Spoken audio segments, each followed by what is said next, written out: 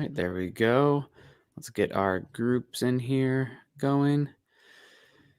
Although one of them might have an issue, right? I think that's everybody because that other one's not going to work. So welcome in, everybody. Welcome in. It is Thursday morning, April 20th. Happy holidays to those who are taking that out there in the Denver land, I guess. And it's time for an episode of Broncos for Breakfast. I am Nick Kendell and joined by, as always, Scott Kennedy. Scott, thanks for being patient this morning. I have the chat all made, and I didn't hit that final button to publish the stream. So Kevin's asked, did we change the time or what? What's going on? Nope, it was me getting distracted. You've got to hit that final button. Yep. Very, very important. Yep. So I got distracted. That's life's lesson for the day. Complete the task. Finish the rep. Right. That's the big one that goes through in all walks of life. Yeah, I got distracted. I've been having my adventure itch. Kind of, I need to scratch a little bit, and I've been looking up different sea kayaking adventures. They have an island chain out here in Washington called the San Juans. Little archipelago with a bunch of islands between Vancouver Island and the Olympic Peninsula. And I'm like, oh man, that would be really fun. And they have like 6-day camping, hiking, sea kayaking expeditions that I was looking at videos like orca pods swimming right underneath the boats are coming up and like touching the boats. That's even so just because they're curious. Yeah. So I'm like, oh, that'd be really fun. And then digging into that a little further, they have an area up in the BC Islands with the Spirit Bear rainforest, the Great Spirit Bear rainforest out there, where they have like the albino black bears that are like pretty holy to some indigenous cultures out there. Sounds like a contradiction in terms. Yeah, albino black bears. Yeah, I know. Yeah, I mean, they're crazy looking. It looks like a pretty cool area. So I got that. I'm ready for it to be nice. And Scott, I'm looking at the forecast here. Can you guess? So there's nice weather in the forecast coming up. Can you guess what days they are? Yeah, the ones you're working. Thursday, during Friday. The draft. It's during the draft. Yeah, it's during the freaking draft. But that's okay. I'll open the window or something. But welcome in, everybody. Enough of us shooting the stuff. Scott, you got a haircut. I was gonna say it's looking good. Right, fresh cut. You kind of got a little last Friday. I've only seen you a couple dozen times since then. Seriously, okay. It looks really fresh today. You got a little bit of a. It's the black shirt for some reason. It works a little differently, but yeah. So yeah. Hey, thanks for noticing. Yeah, I think you got a little bit of like a Joel McHale kind of thing going on there. I don't know if you've ever gotten that before with the hair up there. Not that one. As I'm getting older, the comparisons change. The one that is probably the one that is the most divergent now is my high school graduation picture looks almost exactly. And I'm talking like, wow. Like I even see that one of the Goodwill Hunting Matt Damon promo poster. It's like, it's pretty great. Like a bunch of people said, oh my God, because that was before Matt Damon was anybody. That was like his first real breakout role. Mm-hmm. And everybody's like, oh my God, you look just like that guy. Not so much anymore. But that one I did see that one for sure. In high school, I was a little bit. Now I just get Peyton Manning's forehead. That's the only one I get on this stream now. Yeah, that's could be worse. When I was in high school, I was very much a beanpole. So, like sometimes a little bit, not as skinny as I was then. I, ran basketball and stuff, and I had a big mop top. So unfortunately, the one that I got sometime was Michael Cera from Super Bad. The little him with Jonah Hill, but not so much anymore. But welcome in, everybody. Lance Johnson bank account. Yeah, God, that'd be nice. Lance Johnson coming in top of the morning to you fellas. Good to see you, Lance. Dave Glassman with the hearts. Good to see you, Dave. Got our guy Jeremy Sean. Morning, boys. 1 week away. 1 week from today, we will be covering the game or covering the draft over on Scott's channel day one for the first 10 picks, Scott and I. So that'll be fun. And then we'll hop on over to MHH. So we'll see how it goes. 1 week from today. Make sure you guys are hanging out with both of us. Maybe have us both on, one in each AirPod or something. Mark Schrader coming in here. Good morning. All good to see you, Mark. Got our guy David coming in here saying morning Broncos country. Jesse Hilborn, good to see you.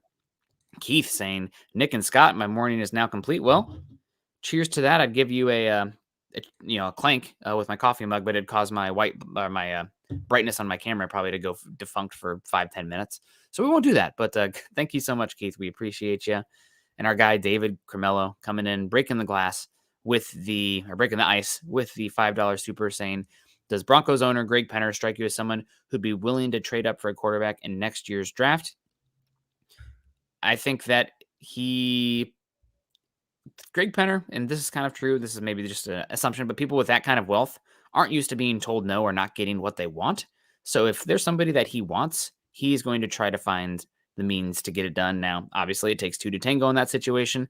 Depends on where the quarterback class next year. It depends on where the Broncos are picking. Depends on Russell Wilson.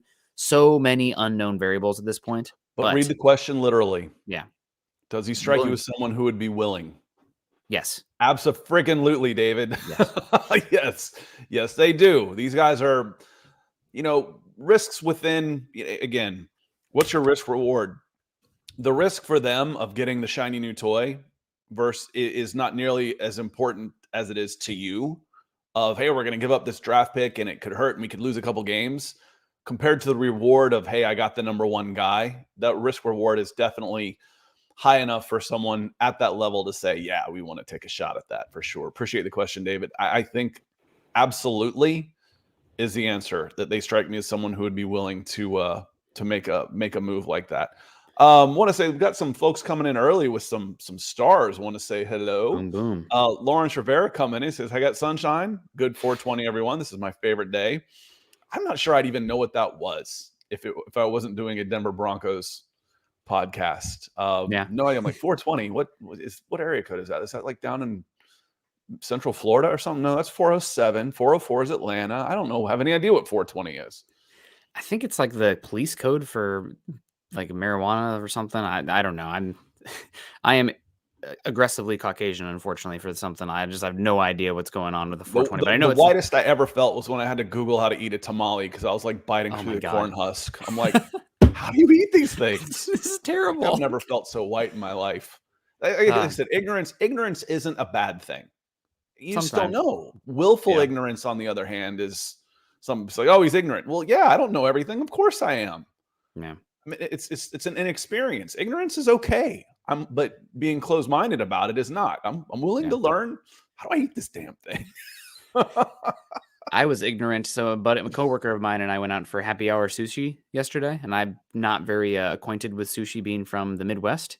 And he's like, try a little bit of everything. So I had some, really good stuff. But then he's like, he ordered the sea urchin one.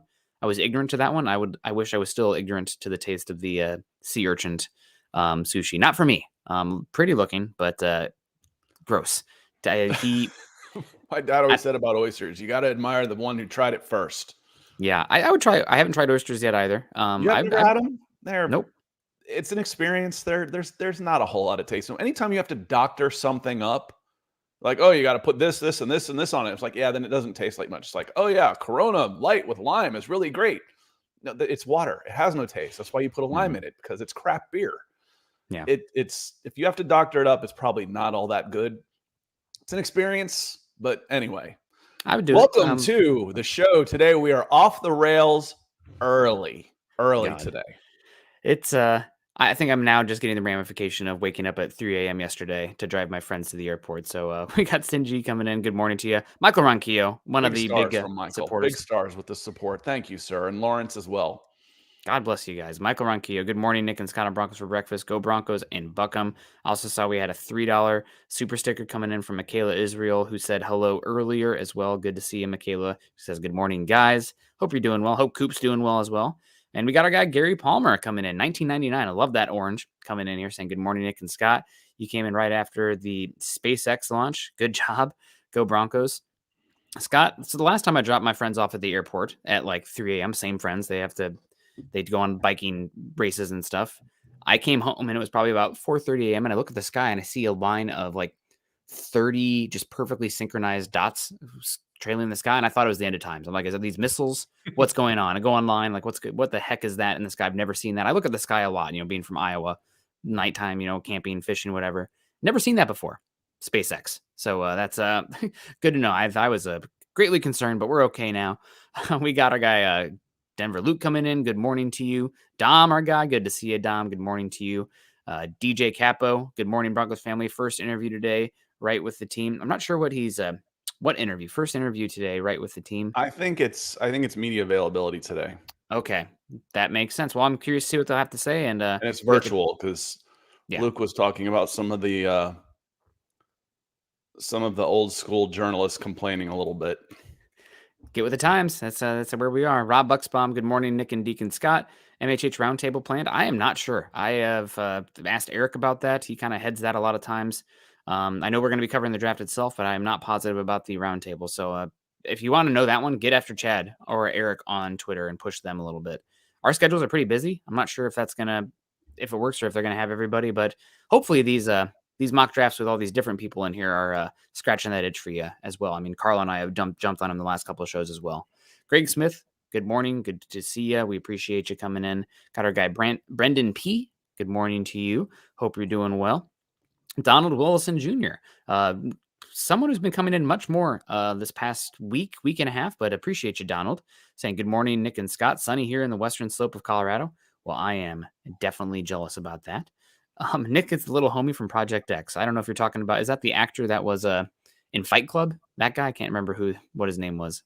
The one who I was doing my 420 research here, but we got Ed Norton and Brad Pitt are the Fight Club guys. Tyler Durden. Am I Ed Norton? I'm definitely not Brad Pitt. So. That's one of my all-time favorite movies. So it's a good one. Robbie Red, good morning, gentlemen. 1 week closer to football season. Absolutely. Yeah, here's Lance. If you have no hair, does that give you the infinite head? It's kind of like the Infinity Stones, right? That's what's going on there. We got our this guy. Is a family show here. We don't need to be talking about infinite head. Oh, goodness. All right. We got Keith Bugman coming in. Using the PFN simulator, I've had Hendon Hooker at 67 a few times. Draft him or trade the pick. I think that it sounds like it's exceedingly... I think it's... Daniel Jeremiah said that it was 50-50. He's going round one. So him getting to 67 seems exceedingly not likely. But if he was there and you like him, and if you have any thought that he could be a future starting quarterback at 67, you take him. I don't think that's a question. If you think he's a future starting caliber quarterback and you have any questions about the quarterbacks you have now, you take the swing. I agree. I don't think he'd be there, but I would have zero problems with taking Hendon Hooker with one of those third-round picks. Zero. Especially, why would he fall that low? Because of the knee injury, right? Okay, well, I don't want him to play next year anyway. I can redshirt him for a year. He's a little older. So what? You're willing to give $250 million. I know. It's not all guaranteed. And 2 first-round draft picks and then some for a 33-year-old quarterback. If I can get 26 to 36 of Hendon Hooker, who ends up being a really good player in the league, abso-freaking-lutely you do that in the 3rd round, without a doubt. Yeah, let's take a shot at the quarterback, cost-controlled, especially for 4 years. I mean, Hendon Hooker, there are questions, the ACL, the type of offense he played in, the age as well, but I mean, at 67, again, so he takes over at 28 years old after Russell Wilson has a good time. If you take him, it'd be a really good pick. Good investment, without a doubt. Need a lot more Saturday Pro Football. What are the Broncos' biggest needs? We talked about this a lot, but I'll just jump in here real quick. What my opinion is, from a starting perspective, I think running back and center are the biggest needs. From a depth perspective and value perspective, cornerback. You've heard me harp on this one a lot. I don't know if people are talking about cornerback as much as I am, but I am very concerned about the cornerback room right now. And offensive tackle as well. I mean, if you go over the depth chart for the Broncos and you lose one of Garrett Bowles or Mike McGlinchey for even like just a couple games, I mean, that could be the make or break of the entire season. And then you also have Garrett Bowles' contract where he might be moving on from him after this season. So offensive tackle and cornerback are sneaky ones as well. And I think you'll see some incoming. You'll see some guys that are salary cap casualties. Who's going to be available? Right now, you're in the we're not in any hurry type of phase. We're focused on the draft. Let's see who we got on the draft. The top free agent targets, for the most part, are already taken. Now we're looking at depth pieces. Where can I get the most bang for my buck for depth? And that will come in the summertime. I mean, it could come as late as August once camp starts already. It could come during the season. You could be getting people off of that are on the shelf, a veteran who hasn't played yet, or a practice squad guy. So there will be some additions to the offensive line. I'm confident. Yeah. Dom coming in, happy 420. It's his wife and his anniversary too. Well, happy anniversary, Dom. Hope you do well, and congrats to you, man. How many years? You got to let us know. Hopefully things are going well there, and hope you have a good one celebrating tonight with your wife and this weekend.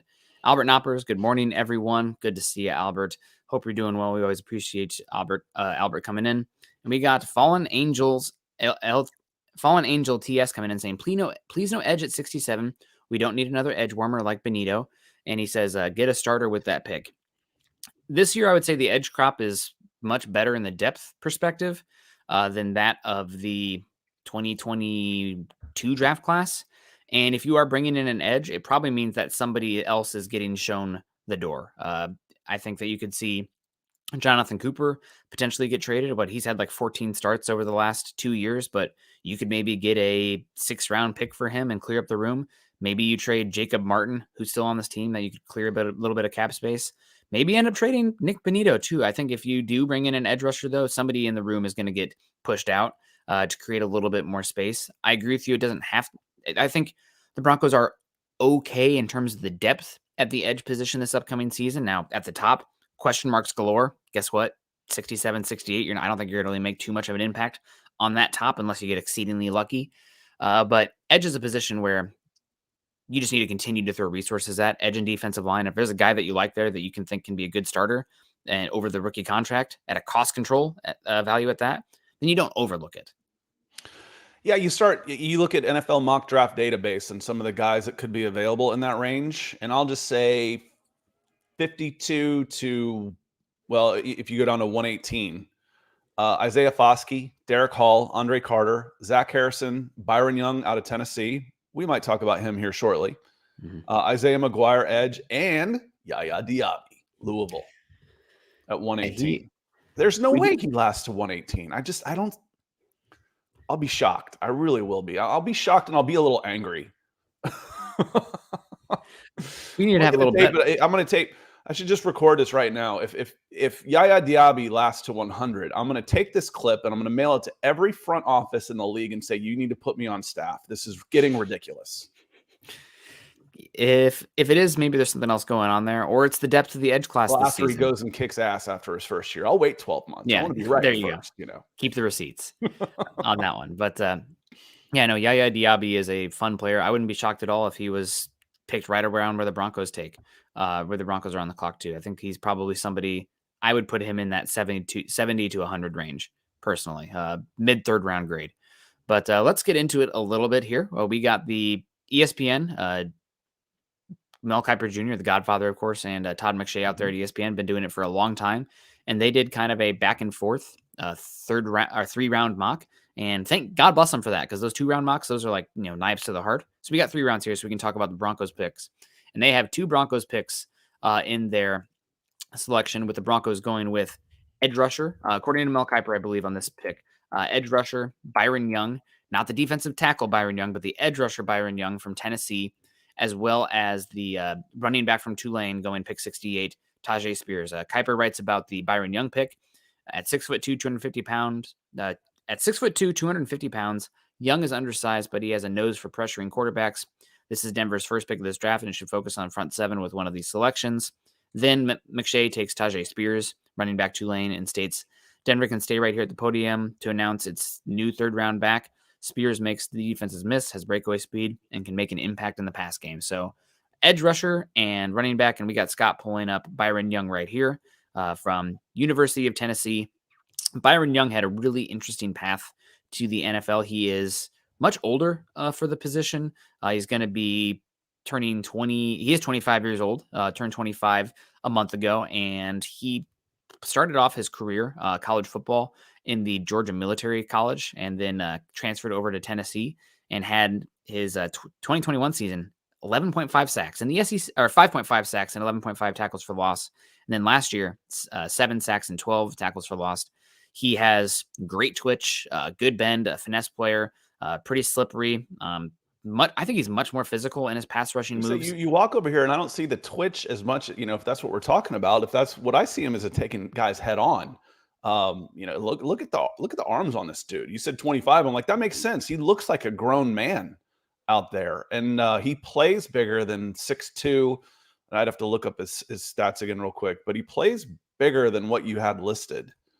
Edge, University of Tennessee, combine was 6'2 1/4", 250, 32.5-inch arms. He ran a 4.43 40. Holy cow!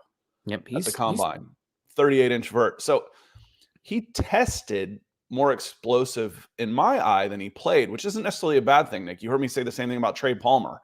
Trey Palmer looked like a possession receiver who goes and runs a 4-3. This looks like a guy who can seal an edge who's running in the 4-4s. So someone to keep an eye out for sure. It'd be an interesting pick. He would, in my opinion, he'd almost be the anti-Benito, but he still has 4.43 speed. It's just the production. I think his Senior Bowl probably hurt him a little bit.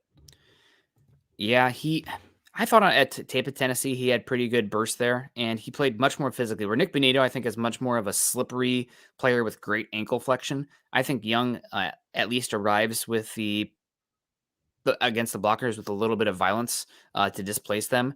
Now, his frame is still a little bit of a detriment, and it probably always will be, but at least it looks like he has the want to hang as an edge rusher on the boundary, which is something that did not see from Nick Benito. One of the reasons I thought maybe in first and second down, he should be a middle linebacker, whatever you want to call a second one, and then become a pass rush specialist only on third down or obvious pass situations. But he's an interesting guy. Did a lot of stuff there, played 4-3 edge. And again, I think I was reading about it. He was working as like a pizza delivery guy or something, and he saw a poster for a tryout for football from the Georgia Military Academy. Someone said football, I came running. Yep, he saw a tryout thing, and he's like, okay, I think I'll give it a go. I played in high school, whatever, and been upward trend ever since then. So really fun journey. That GMC is just south of Athens in Milledgeville, and it's a good program to come out of. I've gone there a lot. They'd play on Saturday afternoons, so I'd go and watch them and play when I was scouting that level. And it's a solid program, and it's hot and it's tough, and you can see you're going to get a boy's going to come out of man if he survives GMC out of Milledgeville, Georgia. That's for sure. Yeah, and I just want to get the facts correct here. He was an assistant manager at Dollar General, and then he saw the flyer for tryouts and went and gave it a go. So had a pretty good time out there at Tennessee. I also love that he plays with really good instincts. Sometimes you see players specifically at edge where they're so focused on getting after the quarterback and rushing the passer that they kind of lose track of the football, right? And I think he's actually got a pretty good radar of where things are going and in his pursuit. So if his assignment, he's rushing the quarterback with the ball's going the other way, he will peel off and continue to pursue the ball carrier across the field. And sometimes he has some hustle plays on tape, which you really do appreciate. And also makes me think that you have some special teams upside with him as well, because the relentless pursuit of the football is there on tape. So Byron Young, overall, before we move on to Tajay Spears, he's a good player. I don't think he is a top of the third round kind of guy personally. I think you're talking about late third round pick to very early fourth, especially considering the age. Has he already physically matured? What is the continued growth for him as a player? I know he's still kind of raw to the SEC game, but being 25 years old as an edge rusher, he's already in his physical prime. Then that physical prime is going to be shorter. Yeah, but you ask yourself, is his prime good enough? You know, now is it about, if he's 6'2" and a quarter, 250 pounds running 4.43, what do I need to do why hasn't that shown up to a level of Will Anderson? You know, I mean, I know you hear me joke all the time, and football's not a skill game. That's not entirely true. I'm exaggerating. Yeah. So you've got a guy with similar traits, physical traits. What's the big difference here? And he's got first round height, weight, speed. So why are we talking about him fourth round, third round, or lower? And is that fixable? If it is, then it's worth taking. And Nick, quick, what I always want to know is who's still on the board. You know, so I'm going to run through like the next 10 players that were still on the board. And you've got Jartavius Martin, safety, Illinois, going to the Rams at 69. You've got Tucker Kraft, there's your tight end, going to the Raiders at 70. A.T. Perry, wide receiver, Wake Forest, going to the Saints at 71. Cody Mauch was still on the board at 72 to the Titans. I'd be hard pressed to pass him up as a a very versatile interior offensive lineman with a third round pick. I'm not sure he's still going to be there. At 73, Jacqueline Roy, defensive tackle, LSU. Javon Dexter, defensive tackle, 74. And then Yasir Abdullah, which we see on there a lot from Louisville. to the Atlanta Falcons at 75. Zach Charbonnet at 77. Some more interesting names still on the board. Darius Rush, corner, at 79. We love Darius Rush on here. There was another name on that list that you mentioned. Cody. I like Cody Mauch a lot. Does Cody Mauch fit the profile of this team going forward? It looks like this team is looking for a lot of head-on type of power blockers, and Mauch is built like a tight end a little bit still. Yeah, I don't know. Thinner. You see that uniform and you think, Mahler, just from past experience, but he is different. But again, he played strictly interior at the Senior Bowl, and he was still pretty darn good. I think he's going to be a very good he can be a very good center. And granted, a lot of the center stuff is the intelligence and the pre-line checks and whatnot, which given he hasn't played that before, there might be a little bit of a learning curve there. But it feels like Sean Payton and this team is looking for guys who can like mash up front. And I think Cody Mauch, if the Broncos were still running, that Mike Shanahan wide zone scheme where you're looking for that center to be a guy on the move, quick passes, combo block and climbing to the second level and targeting or hitting moving targets at the second level, I think Mauch could be one of the best center prospects in the class for that kind of scheme. But for that head up power gap scheme that it seems that the Broncos are moving more towards, I don't know if he is an incredible fit. Now, you're talking 67, 68. Can he play? Can he be an improvement? Sure. Then, if you like the intelligence and the work ethic, then fine. But I don't know if he is an unquestionable fit for this team. Can you list those? Scott, you already put their phone down. There was one of those names that stood out to me that I was like, I know what it is. Gervon Dexter. We have not talked about him hardly at all on here, but you want to pull up the stats for Gervon Dexter out there. He is somebody who sometimes the eye test is true, and a lot of these GMs do the eye test. And we're speaking of eye tests here, right? Yes. So before we move on from Mauch, I just want to show the eye test. I mean, how do you look at that guy and think finesse? He looks part backwoods, part serial killer, 300-pounder. I mean, I'm not calling that guy finesse. So your bias on the eye test on this is guy looks like a brawler, but he might not be. That's my own biases kicking in, my own stereotyping. You shouldn't stereotype. Well, how do you think they become stereotyped? Look at this guy. You're going to tell me he can't go toe to toe in the trenches?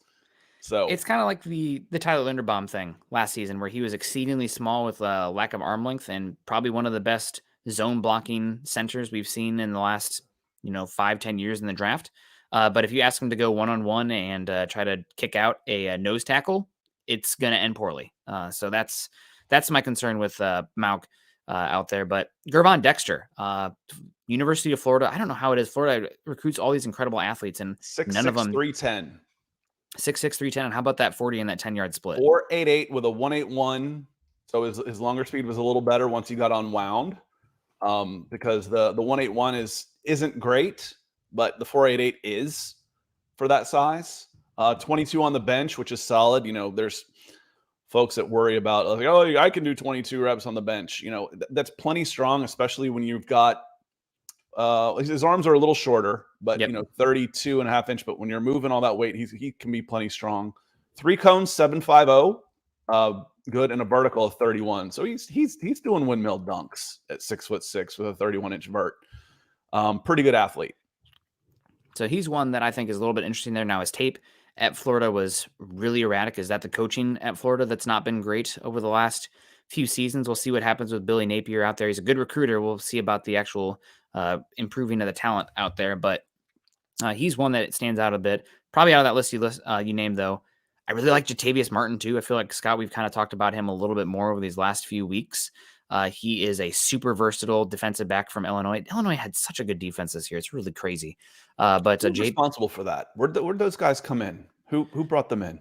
I don't know his name, but Purdue lost Brom, who went to Louisville, and they hired the Illinois defensive backs coach / defensive coordinator to be Purdue's new head coach. So Purdue's having a crazy identity shift going on out there, because they were that really super air raid Jeff Brom, Western Kentucky style offense.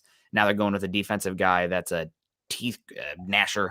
They were playing there at Illinois. But Brett Bielema also, he's brought the culture out there. He's a Big Ten West guy through and through. I know he didn't do very well at Arkansas, but he's done well in the Big Ten. He was all hat and no cattle.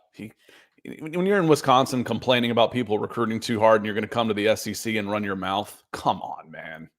I've met Brett Bielema a few times in Iowa City. He seems like a nice guy. He's kind of funny. So I'm a little bit of a Good Brett for Bielema him. fan. I have him on my list of guys who have accomplished the least and been paid the most. I call that the Charlie Weiss Award. Mm-hmm. And that's Bielema was a disaster at Arkansas, and anybody with eyeballs could see it coming. Yep. Ernie Mays, go Broncos country. Got Tim Durr coming in saying, "What's good, Broncos country? Good to see you." We got our guy Jeremy coming in saying, "After Schmitz, Avila, and Tippmann, which center do you guys like? Stromberg, Olu, or Emil?" I think it's Ekiyor. I think it's an E. There is not Okiyor. It's the Michigan guy, Olu, and then Emil Ekiyor. Out of these ones, I think Ricky Stromberg is my favorite, actually, from Arkansas.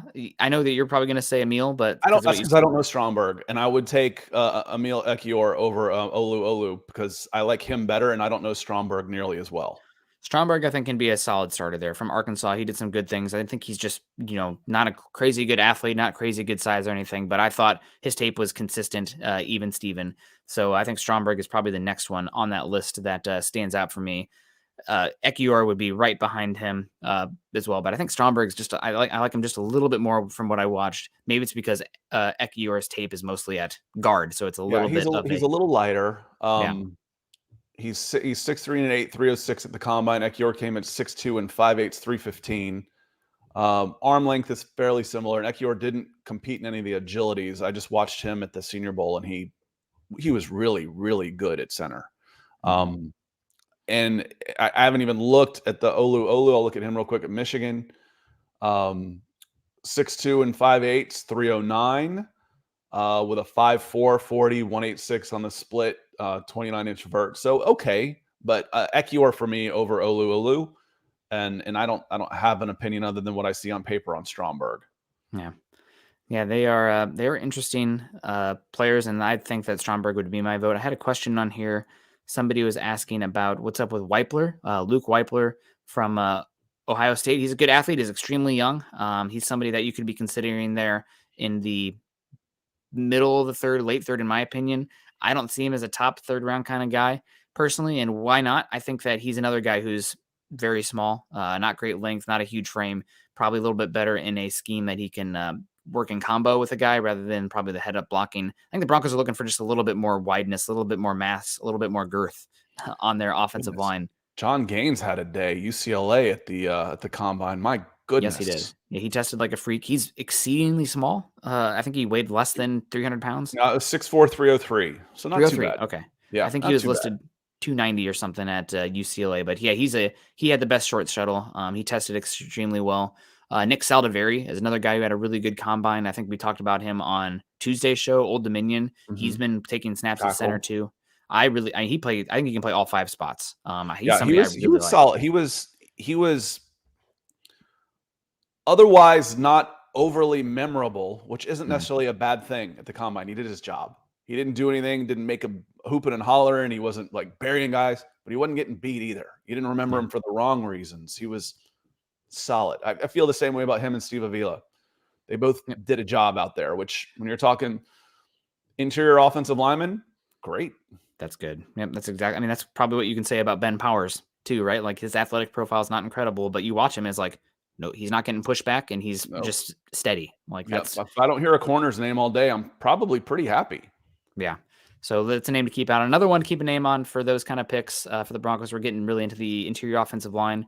Sidney Sow from Eastern Michigan had a very good combine guard prospect. And then you have Bradford from LSU as another option there. So some fun players. Hopefully I'm not locking up there, Scott. You kind of froze up on me, so hopefully I'm not frozen. We got Lawrence coming in saying, seen a lot of linemen with really good tape after drop out in the NFL. Is because the NFL makes them stay at a certain weight to play.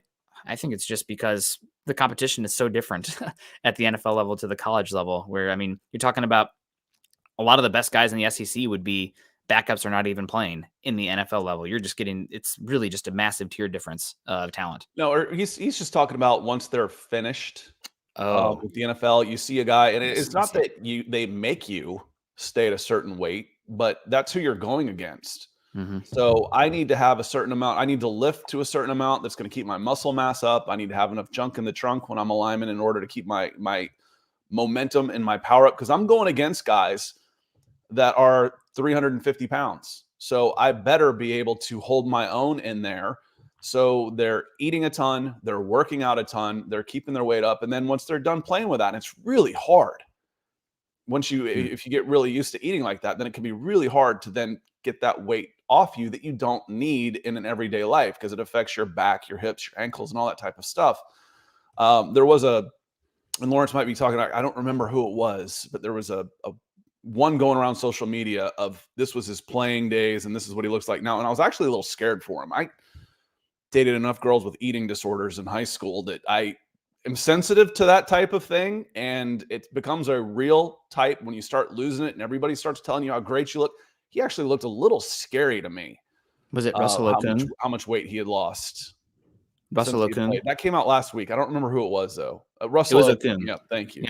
Yep. It was Russell. He looked a little scary to me, and it can get in your head. It's a disease just like anything else, and hopefully he's healthy. That's all I ask. Hey, dude, be healthy. You look great. That's enough. I tell that people sometimes. You look great. That's enough, because it can get to them like that. But you don't need all that weight in the real world, and it can be a detriment to your long-term health. But you need it if you're going to play in the NFL. Yeah, I mean, you see Orlando Brown Jr., Broncos country. He's lost an unbelievable amount of weight. He played tackle at Miami, came right tackle for the Broncos for a number of years. He's lost a lot of weight and looks great, but I'd say, healthy. There's also, who was the really good center for the Chargers for a number of years from from Purdue? Harburg? I don't remember. The one that happened so fast for me was David Pollock. He's unrecognizable. He played at 290 pounds when he was a nose guard, a babyface defensive tackle, all-American, freshman All-American at Georgia. And then he was a 3-time All-American end. And then he broke his neck in with the Cincinnati Bengals. And he looks like a punter. He looks like an accountant or something now. And he's really, you see it all the time though. And if you don't need to carry that extra weight for professional reasons, then get rid of it. It's unhealthy. Yeah. And the name was Nick Hardwick, really good center for the Chargers for a number of years. Did the same thing. Divine Breaks coming in 1999. You're killing it, Divine. We appreciate you. Saying good morning. I'm more excited to hear Sean Payton speak on soon than I am the draft. That breaks my heart, Divine. We're doing our best to get you excited here. I'm too excited to have such an incredible coach finally at the helm. From Casey Nickel. Oh, Casey, good to see you. Appreciate you coming in and saying hello and dropping your name as well. I'm excited for both, but I'm a draft guy at heart, so I am more excited about the draft than to hear Sean Payton talk, especially because talk is cheap versus a lot of the, getting players in the draft could have massive ramifications. Yeah, it's exciting it brings a sense of reality that like, hey, this is our guy. And there's an adult in the room who's done it. And it makes you feel good. I kind of take all that for granted now, and I don't really care what they have to say because they lie so much. They don't call it lying. They call it coach speak. Now, Sean Payton, I've said before, he is kind of an ass. He is kind of arrogant, but he's your arrogant ass and you're going to love him for it. So he'll have some decent quotes. He'll be entertaining for sure. So Casey, appreciate you coming in. It's good to see you again, my friend. And Erwin Serrano coming in. This time he's got a comment. Welcome in. Yeah, thank you. Coming in hot pink with the super chat. It says, good morning, guys. Can't wait for next week. Looking forward to seeing who we get to help us get better. Go Broncos. Yes, you can. There's 2 high third-round picks that can come in and make an impact on this team. You can get lucky down the road too. We've all seen it happen, but you absolutely should believe that you can get better on the field early next year with these 2 picks, Nick. Yeah, and honestly, that early 4th-round pick as well, you have a chance to get some talent there. I think that over the last, 10 years of drafts, the value drops off after about the first 10 to 15 picks in the 4th round. And the Broncos last year had 2 picks early 4th round. And guess what? Arguably your best draft pick last year was an early 4th round pick in Damari Mathis.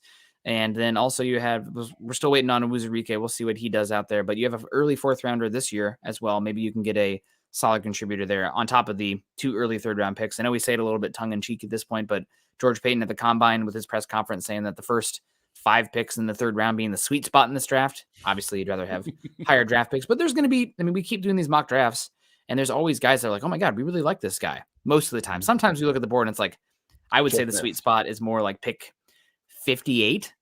Yeah. Like, unfortunately, But that would be it'll be interesting to see how the board falls. And there's always things that happen. And let's talk about things that happen. First off, though, Irwin, $49.99. God bless you, man. That's amazing. Todd also coming in. Ostendorf, good morning, breakfast crew in Broncos country. Good to see you, Todd. But talking about things happening, 68 pick for the Broncos. Todd McShay as the Broncos going with running back Tajay Spears from University of Tulane, or is it Tulane University? Sometimes I mix up the placement of those words there. But Tajay Spears, almost 5'10", 5'9.5", 200 pounds, a little bit smaller, 21 years old. But man, did he have an incredible year at Tulane. I think USC's coaches, I can't even remember who the USC defensive coordinator is, but they're probably still having nightmares about Tajay Spears out there trying to tackle him. And what a year he had, 1,581 rushing yards, 300 receiving yards, 19 rushing touchdowns, ACC Offensive Player of the Year. Had an incredible year, very quick, very agile, somebody who I think can do stuff in space as a receiver. Not an incredible blocker given his body type, but can do enough to get in the way. And I think somebody who possibly could have been a mid-second round pick to early third where the Broncos are going. But the big caveat with him right now, the thing you got to watch is that he suffered a significant ACL injury. It doesn't look like it with him running like that in that clip there, but he suffered a big ACL injury, ACL and torn meniscus in his right knee in September 2020. And that is something that I've heard a few whispers that some of the medicals came back concerning for him. So I don't know if that's like long-term arthritis in the knee or if it's like one more knee injury in that one and his career is done. But he's somebody that I think you might see fall in spite of the obvious ability on tape that we see here. Is third round falling enough that it makes the risk worth it for you, or are you still a little scared off in the third round by Tajay? I don't think he's a good enough prospect. I think early third is where I'd have him if there was no injury concern. I think like late bottom third of the second round to early third is what I see him as a draft profile. But then if there are medical concerns, I think that drops him for me to late third, early fourth, personally speaking. So again, I really like the tape. I love the pass catching upside as well. But if there are concerns about his health, specifically at the running back position, I don't know if I would swing on him. I mean, just there's a glut of running backs round 4, round 5 that I think I would rather take an offensive lineman here, a cornerback, defensive lineman, tight end, wide receiver, than go Tajay Spears, personally speaking. Yeah, it's a shame. I hope he stays healthy, and I hope someone is rewarded, and he is rewarded because he's such a good player. I mean, he really is, and he's been healthy for a long time now. That you hope he rewards somebody who takes the chance on him by staying healthy. And, he's just got those quick feet. That change of direction at speed is something else. He's a really good receiver out of the backfield. That he's a very intriguing prospect, just, real natural catching the ball. And then again, you see how quick his feet are. Even at speed, he's not taking these big, long, looping strides that makes him able to change direction when he's at a full sprint. Makes him really tough in the backfield and makes him such a dangerous receiver once he's got it, which is a hallmark of a Sean Payton offense. Yep. He could be a really good player. I think Dane Brugler compares him to Buffalo's James Cook last season, who went, I think, 2 picks before the Broncos were on the clock, who's a really good receiving back and a complimentary back at that. So Tajay Spears I would totally get in. It'd be a fun pick in the immediacy for the Broncos. One other thing I want to get into Tajay Spears, and this is something that I've enjoyed over the last, or at least a little thing about running backs that I've kind of leaned on the last few years, is that guys who score touchdowns in college tend to score touchdowns in the NFL. It's like one of those stats where if a guy has a nose for the end zone, it does tend to carry over pretty well. And Tajay Spears has scored touchdowns. Last season, he tied for the lead in touchdowns, overall touchdowns with 22. Scored a lot of touchdowns as well in 2021, despite not being a starter as well. So the workload isn't crazy there. Fortunately. So he's one, again, it's just scoring touchdowns. I think that tends to translate, even though he doesn't have the massive size. He plays with good burst, and he can, plant his foot and get north and south when he needs to. Well, he can find those little creases that you need to push through despite his size to get that extra yard as you're getting that goal line and cracking the goal line there. So very good prospect. I know he opened a lot of eyes in his last game against USC, and then at the Senior Bowl, he continued. He's been good for a while now. The knee issue is a little bit of a concern. Yeah.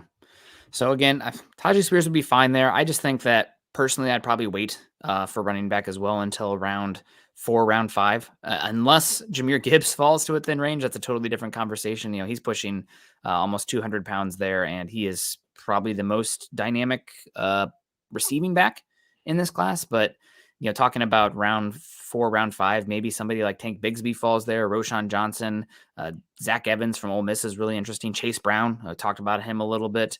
Kenny McIntosh is somebody we like as well. There's just enough names that I personally probably would not go with a running back round 3 at 67, 68. If there's a trade down to like mid to end 3rd round, we can have a conversation about Devon Achane, Tajay Spears, Zach Charbonnet. But for now, I don't know if I see it. And I see a lot of Charbonnet talk in this class. I think Charbonnet is a lesser version of Javonte Williams, but he's somebody who's just solid at everything and a big back. He played like Big Ten style of football in the Pac-12. It looked a little different. He was a Michigan commit to begin with. Yes, he was. So I remember him coming out of California. You mentioned Gibbs. Gibbs goes 48 to the Lions in this mock draft by Kiper and McShay. And McShay leads it off by saying, I'm not sure he falls this far. Yeah. So yeah, you're gonna have to move up if you want Gibbs. If he falls to like pick like 58, I'm on the phone. I'm just like seeing what it takes. Like 58, because he might end up being the best passing weapon in this entire draft class, including the tight ends, including the wide receivers. If you lump them all together, I think Gibbs is so good at slot and out of the backfield that you could live with him being a wide receiver. He'd be that good as a player, in my opinion, if you moved him from running back because he has the route nuance, the hands. I've heard some people say that about Bijan too. I think Bijan could live there as well. I don't think he's as good of a receiver. You can put him in the slot. This is your slot receiver. Yeah, that's kind of a rule of thumb I take at this point with running backs is that if you don't think you could live with them as a plus starter as a slot receiver, then maybe don't take them in the first round because that usage is huge in today's NFL and that versatility and the positionless football that we're moving towards.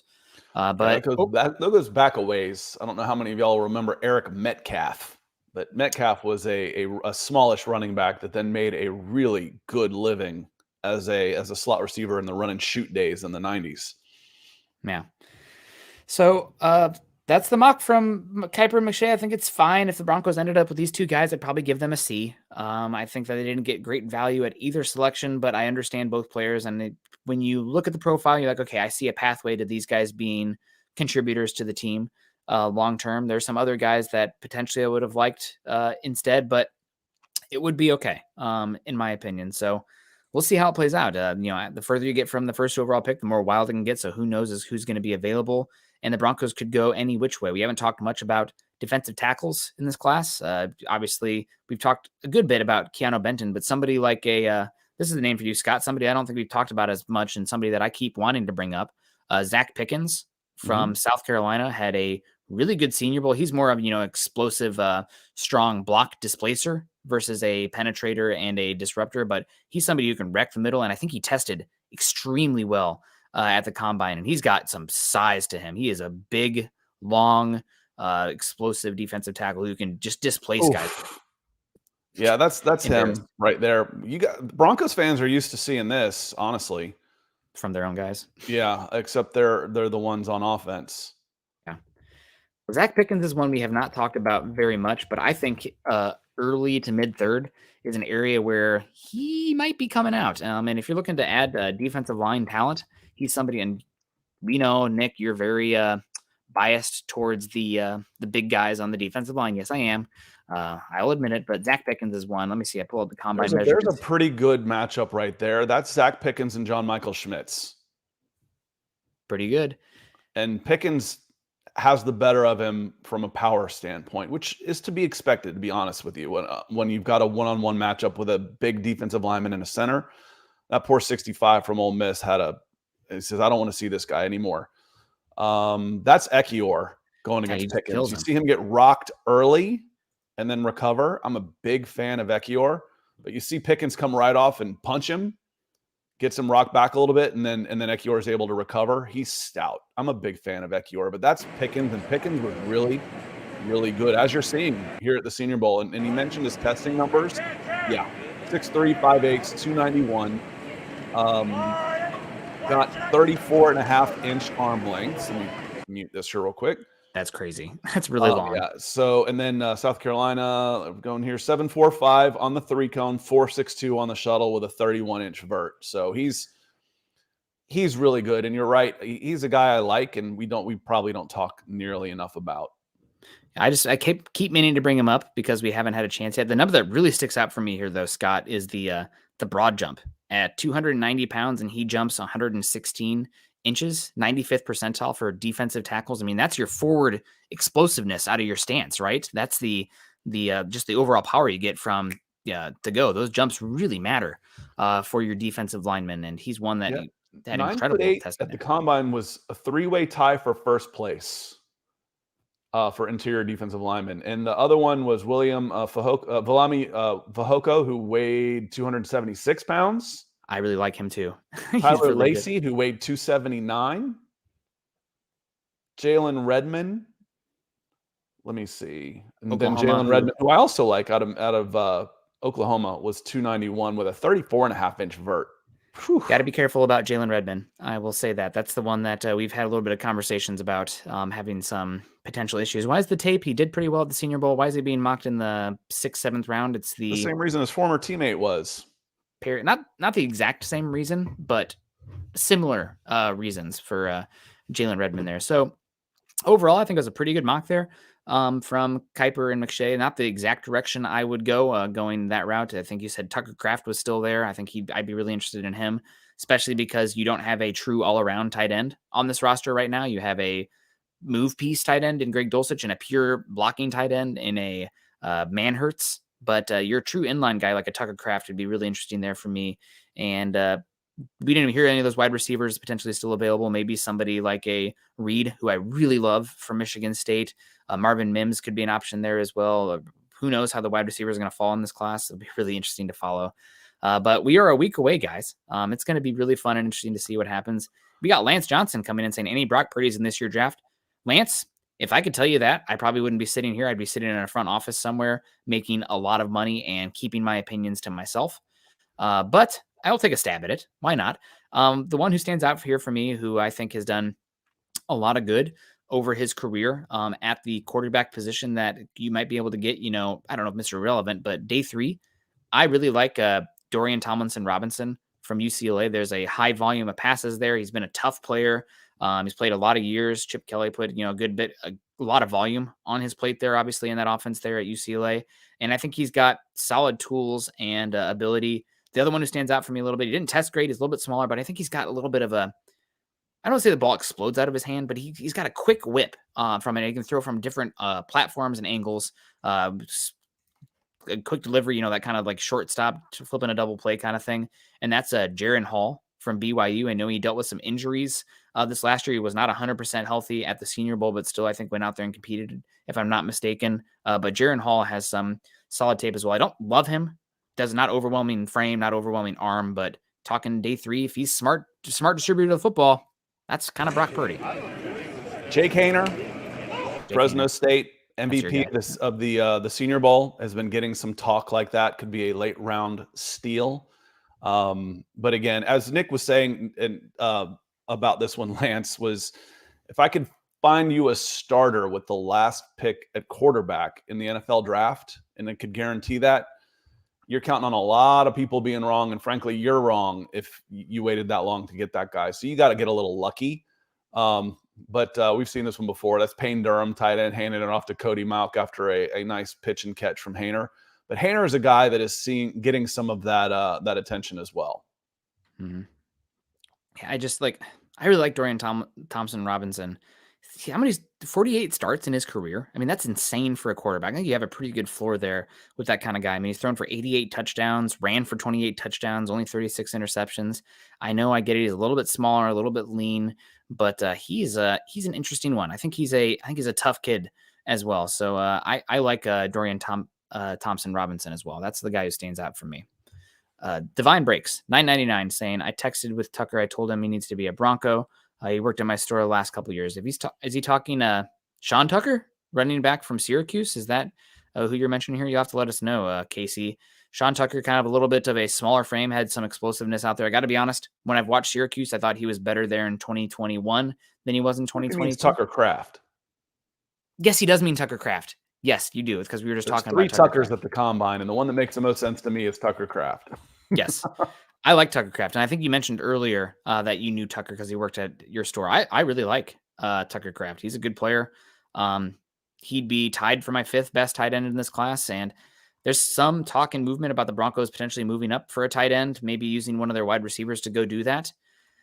I just don't love the value, the process, the philosophical process of doing that, where you're moving a more valuable piece in a year where there's not a lot of options to move up for a tight end in a year where there are 6 really good tight ends and then a couple really good, lottery swing tight ends too. I mean, Zach Kuntz, Luke Schoonmaker, those are some pretty talented guys that you could talk about round 3, round 4 as well. So I don't know if I love that. I'd rather sit there, wait at 6. And if Tucker Kraft is there, if for some reason Luke Musgrave injury questions falls there, if for some reason Sam Laporta is there, I think I'd rather wait down there rather than move up exponentially. Now, if you love one of those guys and you move up to pick 60 from 67, okay, that's a different conversation. Yeah, unfortunately, it's not recruiting at this point. So, yeah, he doesn't get a choice where he wants to go play. It's not up to him.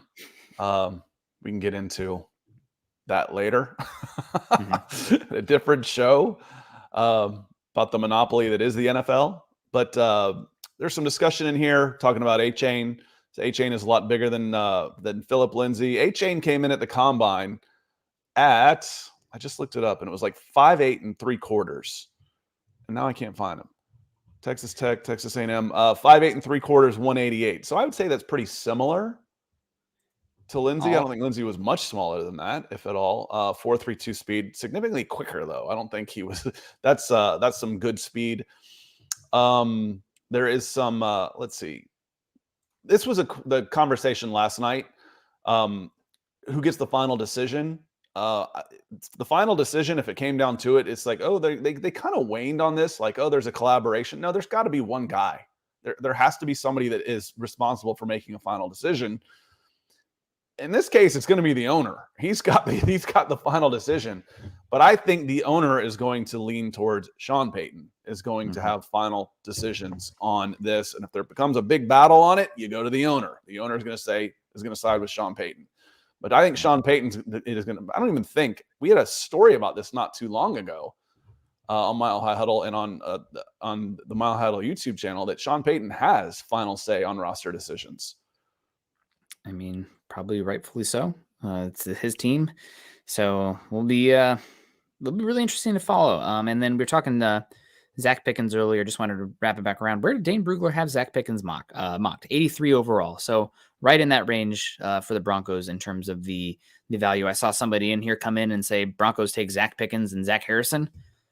Be still my beating heart. You talk about fortifying the defensive line there, adding 2 players that give you some incredible length and mass at that spot. Maybe one of those guys doesn't hit, but you are definitely swinging and fortifying the defensive front. And a lot of people, Scott, especially you, getting pretty irritated with the offensive line over the years getting punched in the mouth. And I agree with that, but my bread and butter will always still be the freaks along the defensive line. That's my favorite. Yeah, they're harder to find. They're better athletes. It's just the athleticism that you need on the defensive line. I've said it starts at an early age. I said when I go to these high school camps, it's like, okay, big guys over here, big fat guys over there. That's just, if you're big and athletic, you play defense. If you're not athletic enough to play defense, you play offense. If you can't cut it on offense, you're not playing football. That's where it starts at the youth level. Except in high school and stuff, except with a few exceptions, of course. The old saying, you put your best athlete at quarterback. That's still true in a lot of cases. The running back's a good athlete, but as far as the big guys, the big skill, they start on defense. Yeah. I know that it's probably going to be offensive picks because this is a Sean Payton team and they're trying to play catch up and trying to turn around the offense. But again, just those 2 picks on the defensive line, I'd be pretty excited about.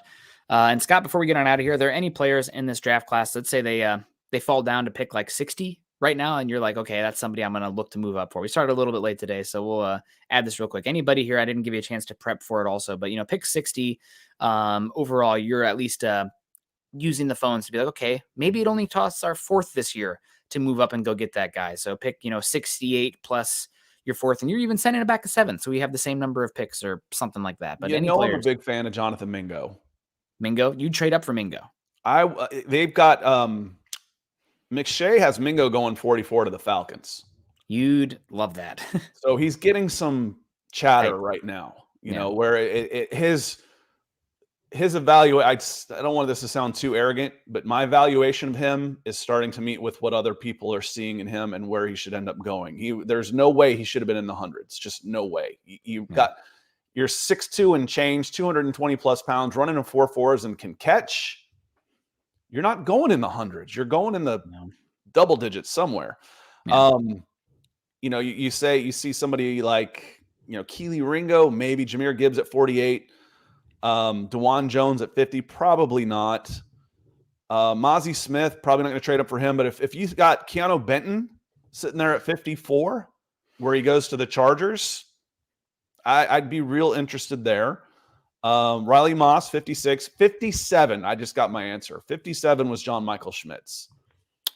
John 57. Michael Schmitz is still on the board at 55. We're getting on the phone. Yeah. And I'm getting my center. Would you say the same about Tipman? I don't know him as well, but, you know, if you were to tell me that, hey, I like him even a little better, then yes. Or it's close, then yes. If I've got a chance to get what I would consider a big upgrade at center for by trading up from 67 to 58 and throwing in a fourth rounder, I'm doing it. I'm absolutely doing it. Keith Brugman come in as a pick at 60, surprise trade up Jack Campbell from Iowa. That would be a fun one for me. I don't know if I would do that. I'd maybe wait and see if he falls. I don't think he's going to fall. It sounds like Jack Campbell's getting a lot of top 40 buzz here recently, maybe even some Bills flirtations there. We talked about that a little bit yesterday. For me, Jahmyr Gibbs really stands out. Again, I keep mentioning it. Trade up for a running back. Well, he's a pass catcher. I don't see Bama X in here, so I think I can say that and get away with it. I'm watching Steve Avila with bated breath right now to see if he falls to maybe 55. I think he's going to go early second, like maybe even one of the first picks in the second round. But Steve Avila, I'm watching really closely. I really love the upside of Luke Musgrave as well. I know I was saying, you know, sit back and wait for tight end there, but if he falls to, you know, pick 60, 62, and it only takes a tiny trade up to go get him, you have my attention. And then the two defensive line freaks that could potentially be around for the Broncos. You already mentioned Keanu Benton. I would love him, but want to also throw in Keon White, edge rusher from Georgia, as well as Ade, the defensive lineman from Northwestern. If they fall, you know, 55 to 60, I'm being like, hey, what does it take right now? Because I think there's a tier drop off. I think if those guys are still down there, and I'd like to at least see what it would take to get up there and go get them. Yeah, there's good that the sweet spot's really like 30 to 60. Yeah. Right now it looks like. So we'll see how it goes. And then again, there is no exact science. We hedge all of this stuff by saying this is what I think, this is not what I know. Mm-hmm. What I think is these guys that we're talking about could do X, X, and X. They're human beings. And you deal with injury, you deal with personal stuff. So we're not going to write anybody off, and we're not going to say this guy's a savior. Yep. But, I had one more I wanted to toss out real quick, just because we've had a conversation about him before and we haven't talked about him. I want to toss one out to a big shout out to Michael Ranquillo, getting ready to close us down with 1,000 stars. Thank you, sir. 1,000. That is awesome. Thank you so much, Michael. The last one I wanted to mention here, we had a little bit of a conversation about it in the past. I'm a huge fan of Matthew Bergeron from Syracuse. Kind of talked about him a little bit earlier. I think he could be guard, but he's such a good run blocker. He's so explosive and twitchy, and the power that he delivers there. I think he could be right tackle in the future. He could be a left tackle. He could be a guard. He was not highly recruited. Came from I want to say Ontario area, and then Syracuse brought him down to a camp, and they kept him quiet. Byron Young right here. Yep. Yeah, I think. Yeah, pissed about that when you see him slap his hands. I think Bergeron is a really good player. And Sean Payton, I would not be shocked at all. Ooh, there's who is that, man? 29. That's Derek Hall. Derek Hall. Derek Hall's got a body shot. Yeah, he's strong, man. He does not look like that kind of power player, but he is.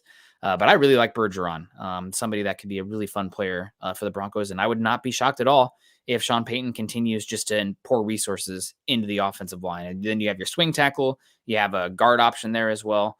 Somebody who could be a starter on the Broncos for a number of years, in my opinion. You see him lined up here. It's ironic that we're talking about this because about 3 of these 5 reps have been lined up against Byron Young. And he's owned him. And he's taking care of business there. Here he is again against Byron Young. And like I said, Stones Byron Young, he strikes me as an edge setter, not as a guy that's 250 pounds with 4.4 speed. Yeah. He doesn't have a lot of moves, especially counters. Oh,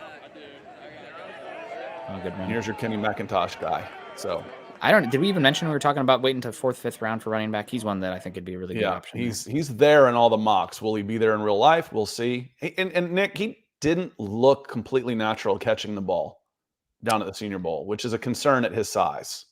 McIntosh? Yeah, McIntosh fought it a little bit. Now, that could have just been that day, but that was my gut reaction on him.